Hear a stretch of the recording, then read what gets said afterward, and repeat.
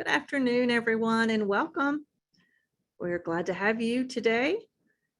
Excited to see folks starting to log in and join us for today's conversation around diversity and inclusion in disability employment. We're going to give folks just a second or two to get connected to audio and to join today's conversation. But we are so excited to see each of you and to have you on today's call. As you're just joining and as you're dialing in, please go over to your name on Zoom, hover over that, and make sure you give us your name and either your state, your agency, or your company that you're dialing in from so that we have an opportunity to see who our audience is today. And drop a note in chat too to just say hello to your colleagues. If you want to drop your LinkedIn information or your Twitter handle, please make sure you do that as well. Again, we are excited to have you with us for today's discussion. We've got a great lineup of speakers, a wonderful opportunity to start the conversation around recruitment, hiring, and retention of people with disabilities. If you're new to NASCA, I'm Pam Goins, Executive Director here at the association. We represent the state chief administrators. These are the governor-appointed cabinet level officials in each of the states that oversee the business of government. And NASCA is here to be their voice, to represent the state chief administrators, their senior teams, and really to just assist them as a resource in all that they do to transform state government operations around the country.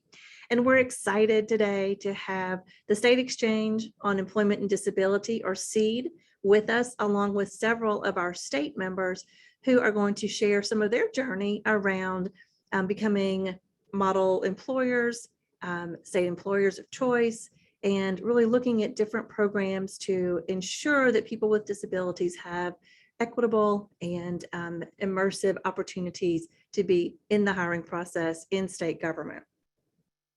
So we know that it's a major issue for many of our states right now. Job unemployment and vacancies are a huge concern in states, but then you add on top of that a state pandemic, which has really just intensified the number of vacancies. There are a lot of qualified candidates out there, but unfortunately our states don't always know exactly how to engage them.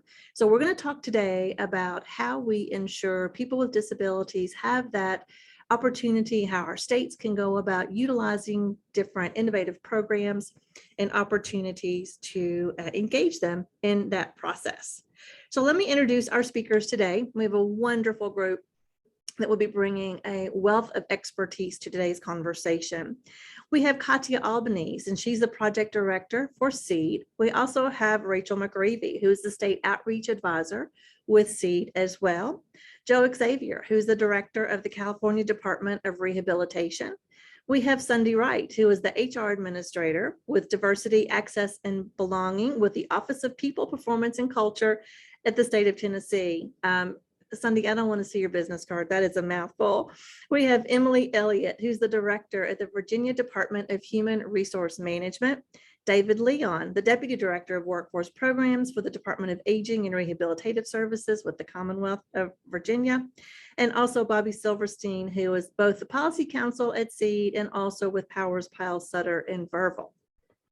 So now that you've had a chance to hear about our speakers, let's dive right into today's conversation. And I want to start out with Katia and Rachel and just give an opportunity for our audience to learn a little bit about the State Exchange, maybe how it came to be, why this is important, some of the work that you all are doing.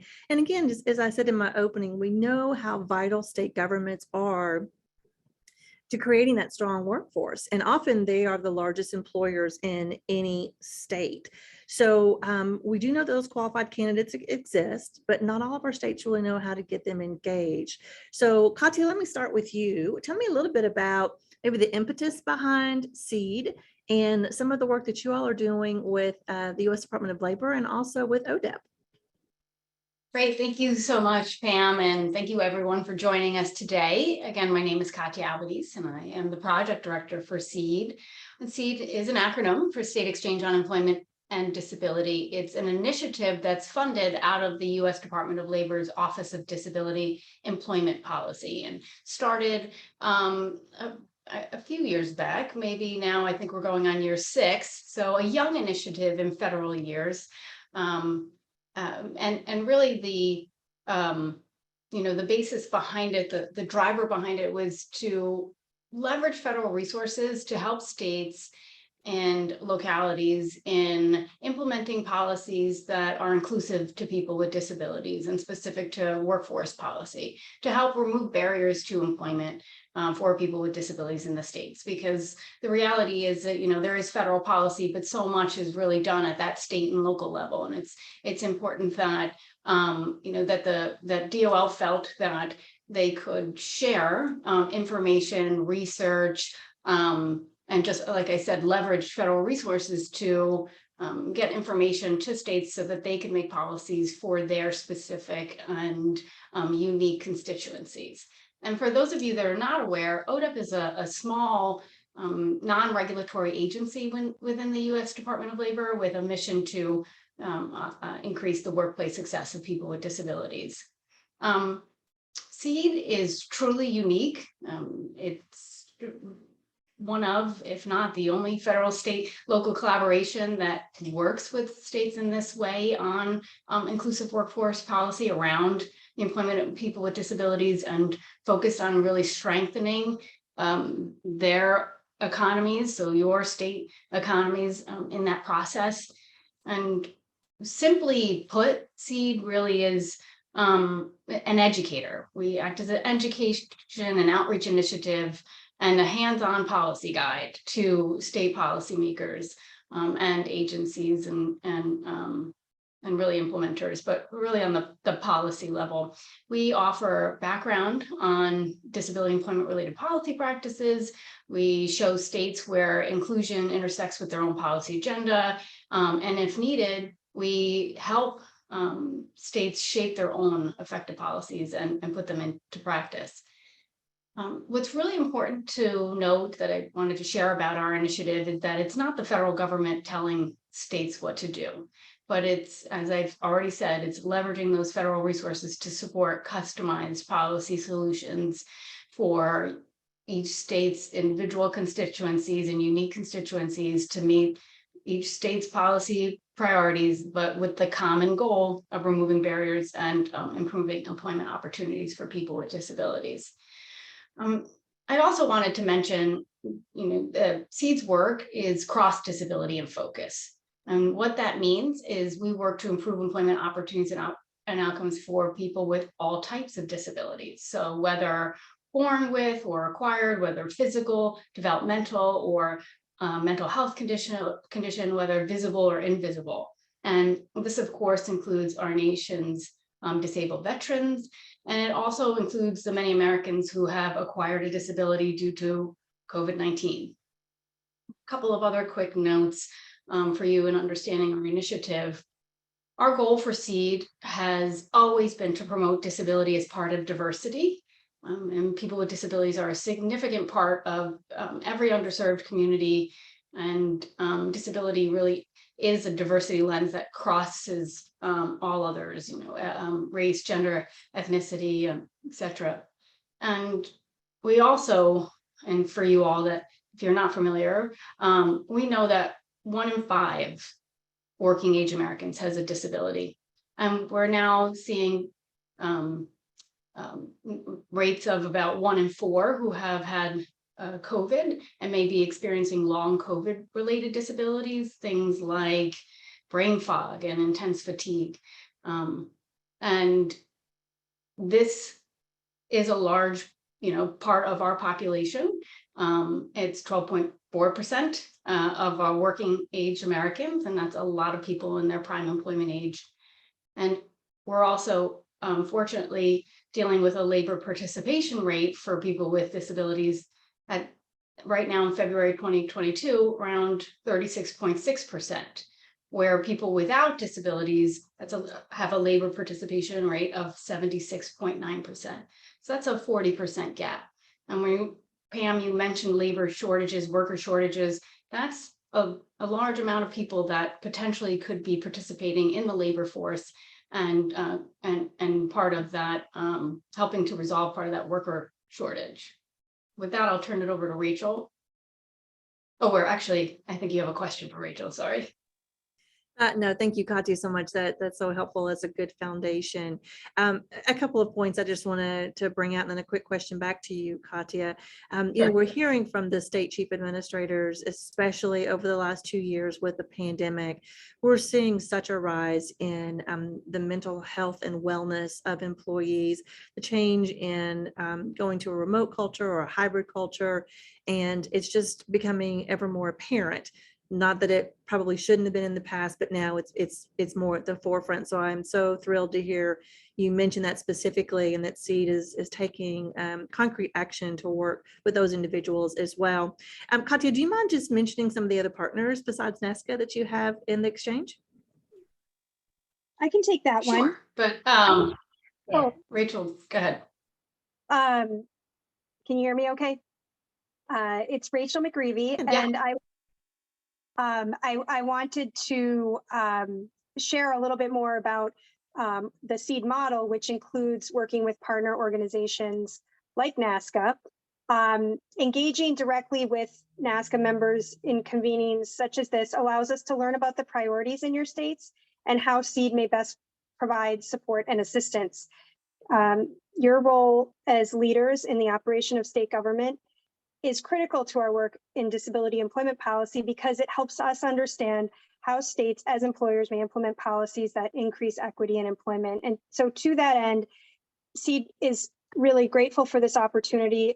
We also partner with about 10 other organizations, primarily policymaking organizations that represent policymakers, such as the Council of State Governments and the National Conference of State Legislatures, and the National Governors Association.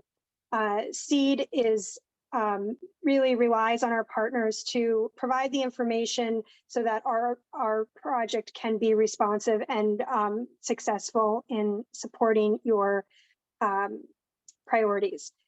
So to that end, you'll hear more from Bobby on this, but there are some themes, policy themes that we wanted to get you thinking about that we're going to be talking about today. Of course, state as a model employer, of course, is the big one, but also states. The last 5 years, especially with the trend, has been in states to requiring agencies to conduct studies of employment of people with disabilities and or adopt strategic plans and prepare progress reports. What gets measured gets done. So we hope you'll be thinking about that as well. And an emerging trend is adopting policy on including disability in state diversity, equity, and inclusion initiatives. And that's another way that you can implement policy that will meet the workforce demands in your state. So those are just a few themes I wanted to share, and turn it back over. Also, state contractors would be the third theme, and then I'll turn it back over to Pam as I see I'm at my time. Thank you. Thank you, Rachel. I appreciate both you and Katya just setting the foundation for us as we jump more into today's conversation. And let me also say that today is the initial discussion as part of our new state collaborative. NASCA works with our states to bring thought leaders together around specific topics like this one, with the ultimate goal of creating a toolkit or a resource document for our states of recommendations, key takeaways, those golden nuggets, if you will, on how you can start the implementation. You heard Rachel talk about the state policy themes that they're working on through SEED. There are a ton of different resources that you can find on SEED's website. We'd be happy to post that in connection with NASCA's Knowledge Center along with this information. but we're looking forward to producing a robust resource document for our states as you begin. And again, in connection with the policy, our members work towards the implementation practice. And so we're excited to have that resource available to you in the next few months. You'll be getting some information from us on some follow-up calls, and we certainly hope that you continue to join us for this conversation. But I'm excited for us to hear from some of the states that we have on today's call. Again, you heard about the state policy themes that SEED is engaged around, but we want to hear from the states. You're given a piece of legislation and told, okay, go implement this. So we've asked 3 individual states to join us today to share a little bit about their journey, where they are, where they started, where they are along this road of implementation. And I've asked them to be very candid too about any challenges, roadblocks, bumps in the road that they might want to share so that we can all see great successful outcomes in the future. So I'm going to turn to Joe first from California. Joe, it's so good to have you with us. And in California, you all have several initiatives going on, and we're excited to hear about a lot of them. But I know specifically, SEED has recognized you for your model employer initiative, along with the LEAP initiative focused on civil service for people with disabilities. So do you mind telling us a little bit more about what you all have going on in the state? Well, yeah, certainly. So first of all, it's just great to be here and be part of the panel and share with my fellow executives from across the country. Let me just set a little bit of context for how California is looking at this. So as mentioned earlier, the unemployment rate of individuals with disabilities is exceedingly high, just under 70%, which is untenable no matter how you look at it. And here in California, we have recognized that employment is an essential pillar of health. Ultimately, for us, is how do we get all individuals with disabilities into a family sustaining wage exception none? And that certainly requires being able to recognize the talent and the potential of the individual. And then, of course, we look at it from the state's role as an employer and the state role in shaping the business environment for hiring individuals with disabilities. So we have here in California what is called a limited examination appointment program. And we've included that as a resource for you. But essentially what that program seeks to do is to employ individuals within the civil service of California in the same way that individuals without disabilities have access into the employment system. It provides an alternative pathway into the typical civil service examination pathway. And the examination provides either for a written, oral, or the ability to demonstrate the individual's ability to perform the function that they are being hired for, right? One of the things that we have as a subset of this limited examination appointment is for individuals with intellectual and developmental disabilities.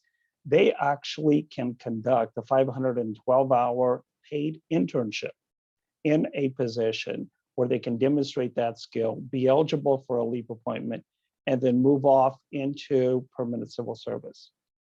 This program enables individuals to get onto a list where they get the opportunity to demonstrate their skills and then be moved from there into civil service permanent positions.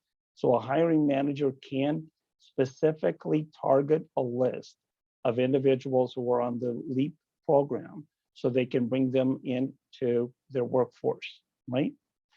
And then, of course, we have a number of other programs, and I'm just going to tick off real quickly. Always glad to come back and have further conversation a few of the future dates. One of the things our governor signed into law a couple of months ago was a bill that actually emphasizes each department within the state of California to have an affirmative action program at hiring individuals with disabilities. And as part of that, there is a requirement for both tracking and reporting to the earlier comment what gets measured as what gets done. So we're not only tracking and reporting on each of these, but we are also working with each of those departments or a human resources department here in California to ensure that those plans are actually having the desired effect of hiring more individuals into civil service. A few years ago, our governor established a forum where he brought together all of the executives of the state of California at the higher classifications and essentially said, we want to be the model employer here in California. And as part of that, a series of recommendations were set forth that are embodied in some of the things I've already mentioned.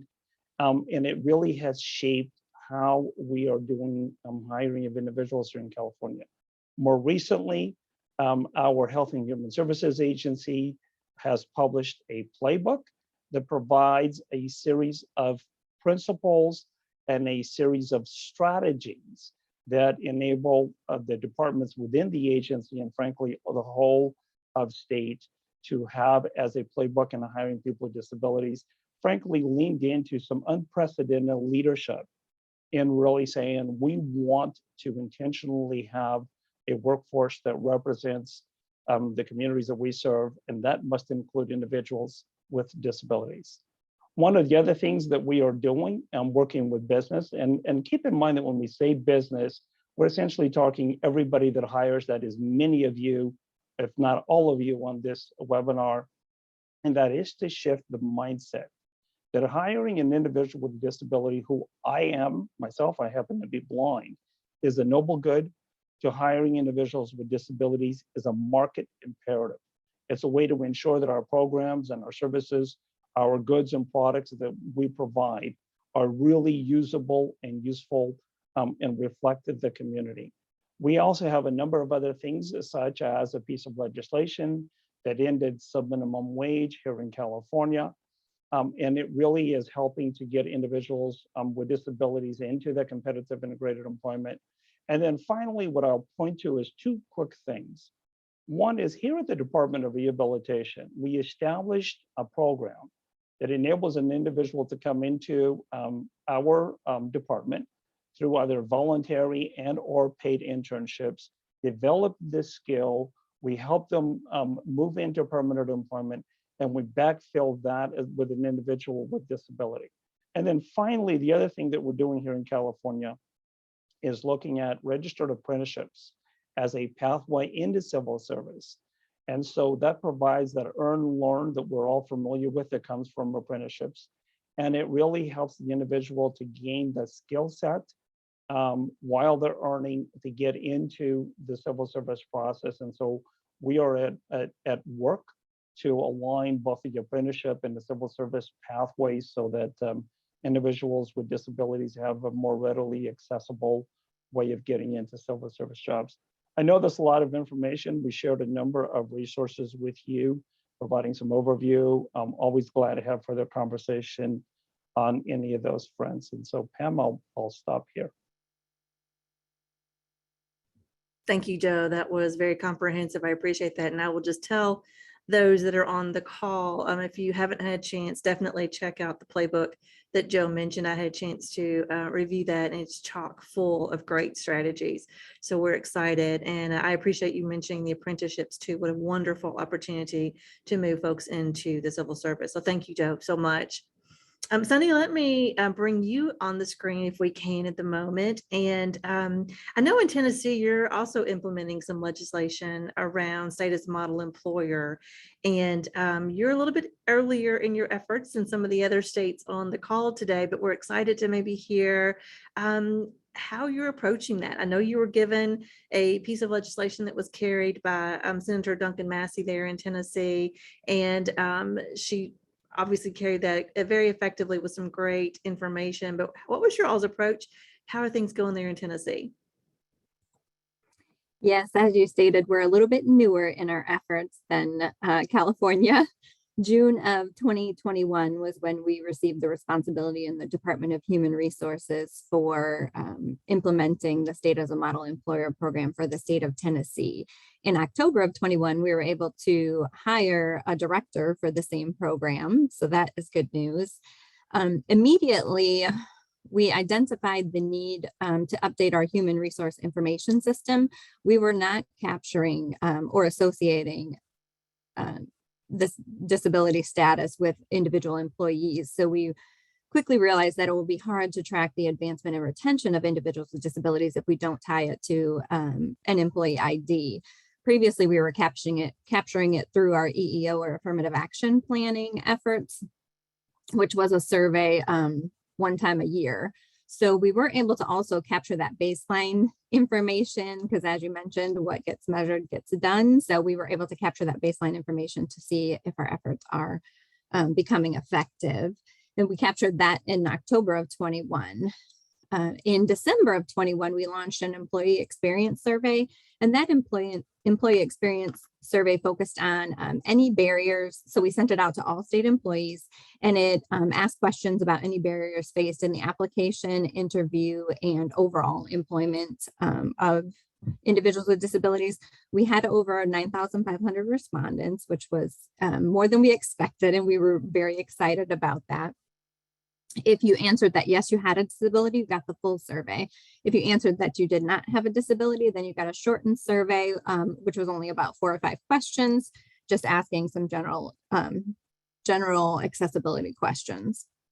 Opportunities for improvement that were identified in our survey were workplace accessibility training. That includes more information on the ADA, reasonable accommodations, and also etiquette training, and workplace flexibility. So those were the 3 main areas where we've identified opportunities to move forward. With that, we finally were able to achieve our human resource information update in February of this year. And so with that, we launched a self-identification campaign to get all state employees to go out and self-identify as their disability status, whether they do or do not wish to disclose. And so we just launched that in February. We're also working on, with the survey as our data and our backup, we're working on developing and identifying opportunities for that disability etiquette and awareness training. Our goal in our initial phase is to really set the stage to make the state of Tennessee, if it's not already, right? Like we believe that we are, but to set the stage for us to embrace individuals with disabilities and ensure that we have an atmosphere that creates that sense of belonging for all of our employees. And so the next steps with that for us, I wanted to mention a couple of programs that we do have. We have a couple of programs that we have already that were already in place in the state, and we're looking to expand. One of those is called our Career Explorers program, and that is internships that we have for college students with intellectual or developmental disabilities. It provides that real world life experience. It lasts and work experience, and it lasts for about 12 weeks. We partner with 2 universities that are in the Nashville area to facilitate this program. And so what happens is the interns come in for 6 weeks in one department, and then they rotate into another department for the second 6 weeks. The other thing that we do in the state is Disability Mentoring Day, and this happens in October, and it's really an opportunity for students to kind of do some of that career exploration and see if the state is a place that they would like to come and work, and it's like that mentor-mentee relationship. We also do Hiring Our Heroes Fellowship. As mentioned earlier, veterans oftentimes can oftentimes be disabled, and so we found that a valuable way to tap into our veteran population.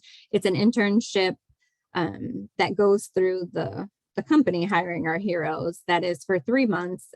They call them fellows, and they come in and work in your organization. Again, a realistic job preview type of a situation, and they are paid by the service that they are in at the time, and so therefore the internship is free to the state. And then we also have a veterans hiring preference policy. So that basically the gist of that policy is that you must receive a first round interview, and that if qualifications are equal, then preference is going to be given to the veteran. And so those are a couple of the programs that we already have in place. And for our path forward, we really want to focus again on that disability etiquette training and just setting the stage. We're going to do we call it the This Is Me. We're going to do a This Is Me kickoff event. And really what it is, our themes for that is we're more than just our disability and the importance of disclosing our disability status and also making the workplace more effective. And we like to say that we want to be one Tennessee. So, although we're many different departments, we're spread out across the state, we really want to be that one Tennessee and come together. And we have incorporated, as previously suggested, I'm over diversity programs as a whole. And so we have incorporated this work into all of our diversity initiatives. It's just another aspect of diversity for us. And we also want to improve and increase awareness of the reasonable accommodation process. And we're going to explore some of those, some of the things that other states are doing as far as the hiring programs that are out there. And that's really the gist of what the state of Tennessee has been able to accomplish so far in our less than a year.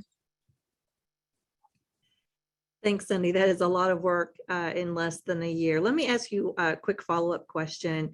Can you remind those on today's call where Tennessee is as far as your workplace environment?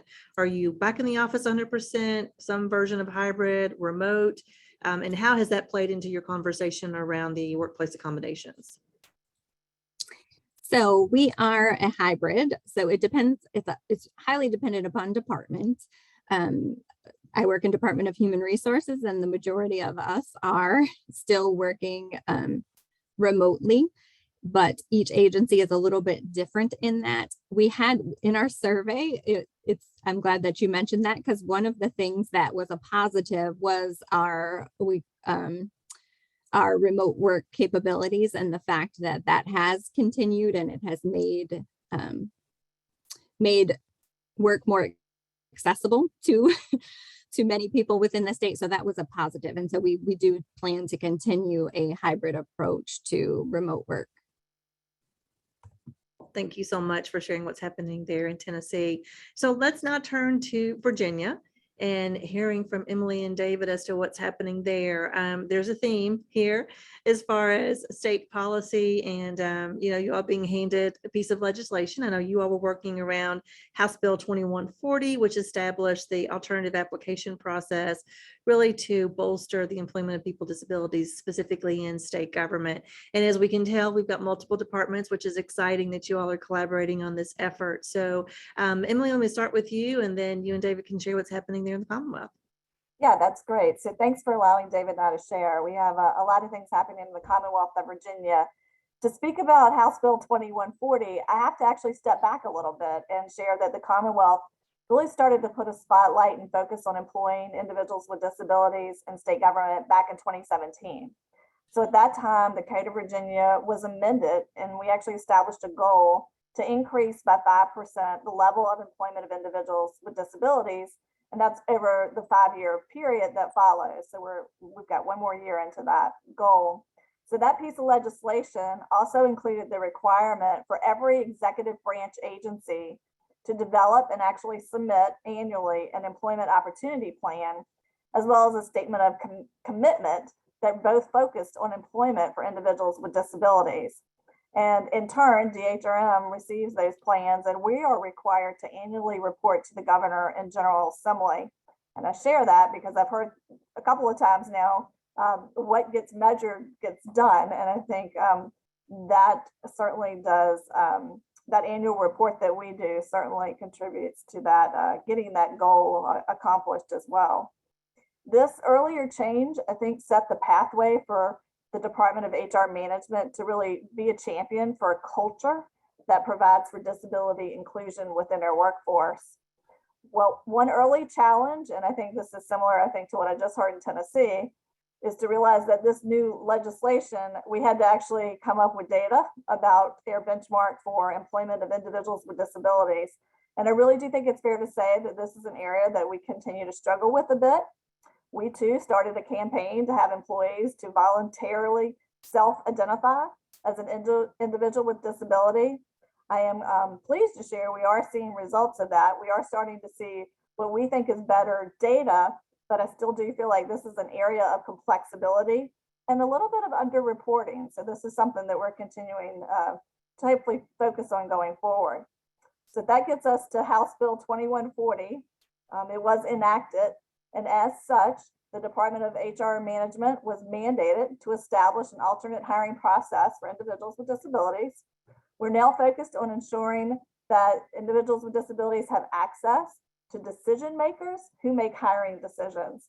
I'm constantly reminding folks that that's going to make or break AIR meeting that goal, and it's the hiring managers that make decisions that are really going to change the path forward. Through AIR alternate hiring process, individuals with disabilities will have priority consideration. Once this mandate went into place, we immediately went to work in partnership with the Virginia Department for Aging and Rehabilitative Services. Together, we formed 2 work groups. One was membership across the executive branch agencies, but also we had another advisory group, which we felt very strongly about, which was members that represented the disabled community and those that championed for disability rights. And I will say that group's been invaluable in this process. Both teams evaluated AIR State's hiring policy, our processes, did research from other states, and even evaluated the system we use today to accept employment applications. So we heard firsthand what was working or not working and real barriers to employment. That insight has really allowed us to create a process that we'll be launching in a couple of weeks, along with an education and an awareness campaign. One other important aspect, I think, of all of our efforts is to look at retention. We talk a lot about hiring, but it's equally important to look at retention. And so when we're refocused on AIR hiring, we're also going to be rolling out an accommodation policy, which is actually new for the Commonwealth. While we may have had executive branch agencies that had their own accommodation policy, we have not had a statewide policy. So this will be new. None of this, though, would have been done without the partnerships that have been formed along the way, and especially with DARS. And so I am going to turn this over to David. He's got some very exciting details that he'll share about our efforts. So David, I'm tossing it to you. Thank you very much, Emily. And again, thanks to everyone for allowing us to present. It's a topic near and dear to my heart. As Emily mentioned, this really started with an executive order from 2017. And I just want to start with, in Virginia, since that time, between our 2 state vocational rehabilitation agencies, we have employed successfully and placed 215 individuals with disabilities across 18 state agencies, 19 different community colleges, and universities. And these jobs include everything from teachers, correctional officers, administrative support, management, food prep, IT and database administrators, paralegals, emergency management. And I want to start there because we are already doing this work. Every state is employing people with disabilities. I believe Katia mentioned 1 in 5 adults of working age has a disability. So part of the challenge is, how do we support, grow, and recognize this? But I would urge those states that are working on developing processes, start by asking your state VR agencies, what kind of employment rates do we already have? Are there current agencies you're working with on a regular basis? But some of the things we've done specifically in Virginia, based on those executive orders, and when this legislation was in the General Assembly, we wrote a grant that is funded by RSA that we're calling our Pathways Grant. And within that grant, we provided for a VR professional to be our VR DHRM liaison. So we have embedded a VR specialist within our Department of Human Resource Management DEI unit. And that individual will be responsible not just for helping with the critical pieces of turning this legislation into a usable process, but really the main work that happens after that point. So we go from a policy to action. And for an example, as Virginia's been working around this, we have a list of areas that we will need to work on once this goes live. Everything from accommodations, community partnerships, developing annual reports, talent outreach, retention efforts, education, training, and awareness. And to give you an idea, just from one of those categories, I want to share when it comes to education, training, and awareness, much like Tennessee described, we have a big focus on working with hiring managers to help make sure they understand this process, but that they also have disability etiquette. And one of the things we're going to do in Virginia is utilize the Windmills disability etiquette training that was started in California. We've trained all of our Pathways grant staff and our business development managers in facilitating the Windmills curriculum. And we hope to have monthly Windmills training so that every current and newly hired HR professional within the Commonwealth not only gets this training, but gets it from our state rehab agency. And that helps bridge a connection and create opportunities for increased dialogue that will be specific to employment of people with disabilities. I think that's a really important piece of what we hope to do here. And again, with this grant, we have our embedded DHRM position that over these years will work really on the nitty gritty and those further details, because what we've developed today is a start, and I'm fully aware that we will find hiccups along the way or opportunities to create additional best practices, things we can do to turn this into something that gets better and better results. And selfishly, I hope we go from 215 of our clients hired over the last 5 years to double that over the next 5, because we've created a pathway for those individuals to get into state government positions. One last thing we did is we partnered with the Council of State Governments on a public sector apprenticeship consortium, and we hope to continue that work to further additional opportunities to get into state employment for the clients we serve. And thank you.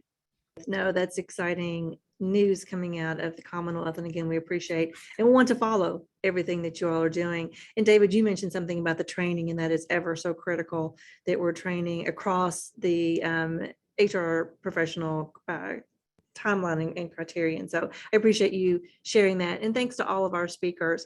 I do want to turn to our audience, and don't want to call folks out by name, but I see several of our states on, like Nebraska, Wisconsin, Montana, some others, Washington State. I see you all are on. Anyone want to share your own journey, what's happening, or maybe any thing you'd like to pose to this group while you're on the call with us today?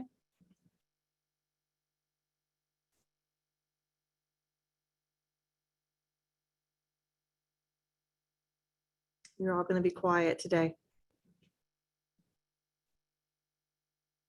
All right. Well, we do appreciate you all being here with us. We're going to continue this conversation and do want to hear from the other states as to what's happening in your implementation phase, your timeline, your strategies. But in that same vein, let me bring up Bobby Silverstein from SEED, who is their policy counsel, has been doing a lot of this work on the state policy side, working with the legislators, working with NCSL, CSG, and others on creating this sound policy in the states. And again, knowing that a lot of the NASCA members are the ones who are doing the implementation. But Bobby, if we can actually pull you up on the screen, and there you are, and maybe talk a little bit about some of the strategies that you all are seeing around recruitment, hiring, and retention of people with disabilities. What's a good starting point for some of our states who are on the call, and maybe you're not at the same level that California, Tennessee, and Virginia are today? Well, two things in terms of starting point. One is the SEED project has developed a document called Work Matters that was done in 2016, which provides hundreds and hundreds and hundreds of examples of what states are doing as model employers of people with disabilities, what they're doing in terms of engaging the private sector, disability-owned business, preparing for work in terms of transition age youth. So to focus on the state as a model employer, there's no reason to start from scratch. We heard from 3 states, but there are multiple other states that are doing similar things and additional things in terms of state as a model employer. So the first thing is seed. That's what we're here for. We're not advocates. We provide frameworks. We provide policy assistance. One of the things that we developed was called the Work Matters Checklist, which includes a summary of examples of what your colleagues around the country are doing. You heard a couple of themes from California, Tennessee, and Virginia in terms of things like alternative hiring. You heard about goals, some state and affirmative action plan requirements and reporting requirements. And I'd like to do a friendly amendment to Rachel's statement. From my perspective, it's what gets measured and reported and has consequences gets done. I think it's not just the measurement, it's the reporting and the consequences as well, in terms of things like review of hiring managers and supervisors and professionals to see if DEIA is part of their performance criteria, to have quarterly reports to governors, so that the governor can see if in fact folks are paying attention to this as a priority. These are examples of what other states are doing. So in this Work Matters checklist, we have a list of examples that again include infrastructures such as having a disability working group, so that there is an ongoing infrastructure of key folks, and it's not just human resources. It may be from different agencies. It may be from the governor's office. It may be technology, website, online system, mobile apps, information and communication technology. So having a chief disability accessibility officer. States are doing that, but they're establishing these working groups. They are developing separate websites which have all the best promising and emerging practices that are used throughout the state. We heard about modifying civil service exams, on-site accommodations, the LEAP program. We heard about some hiring preferences that are done.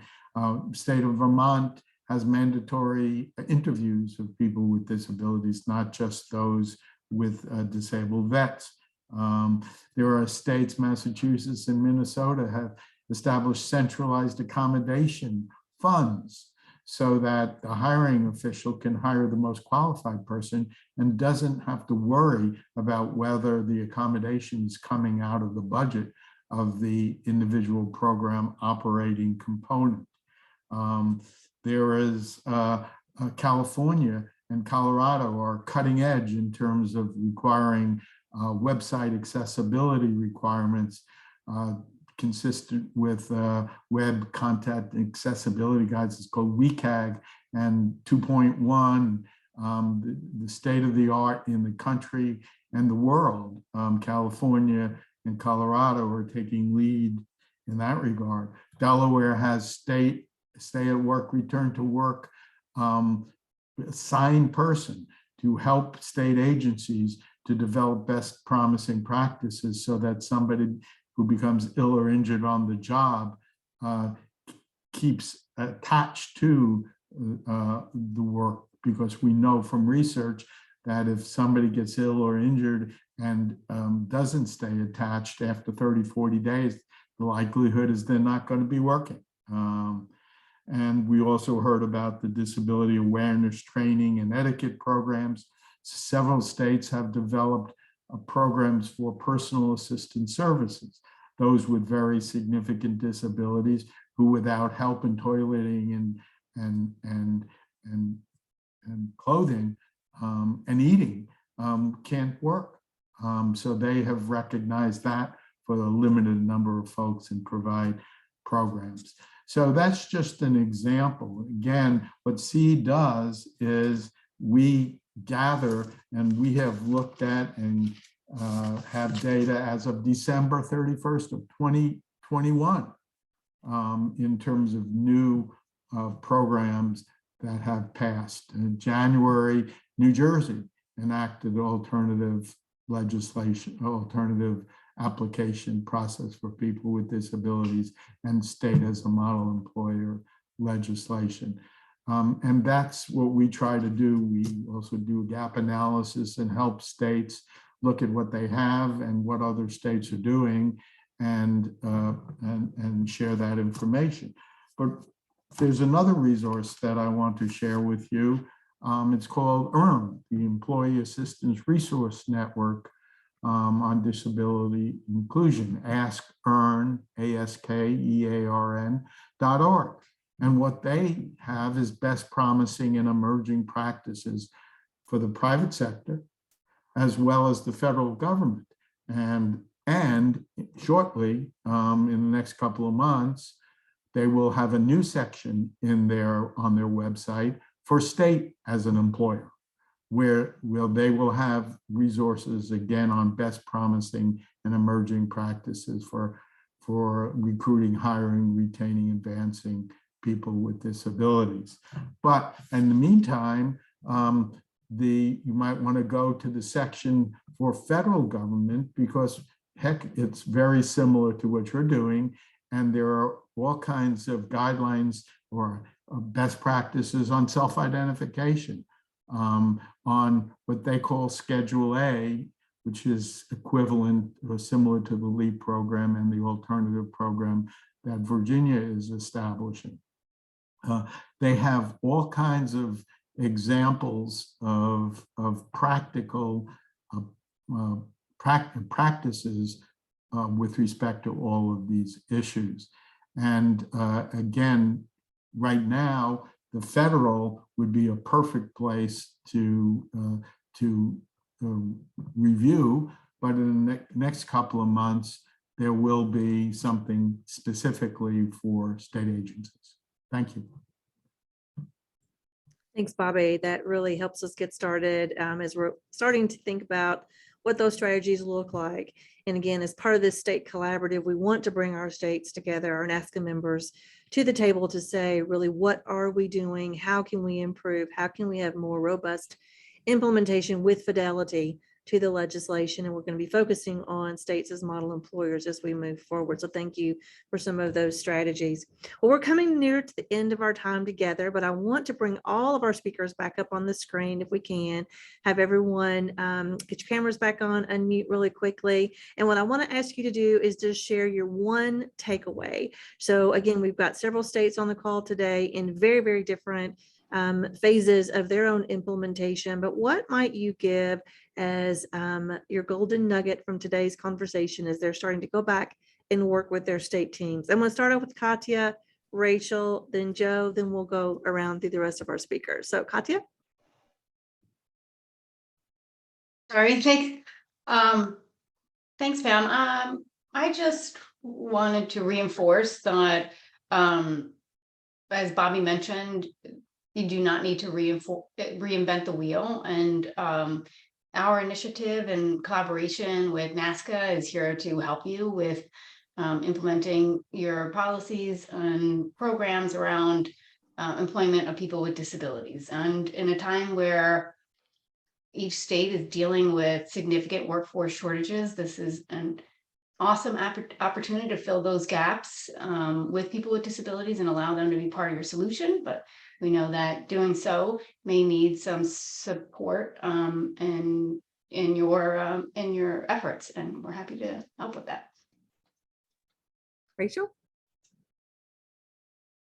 Hi there. Timing is everything.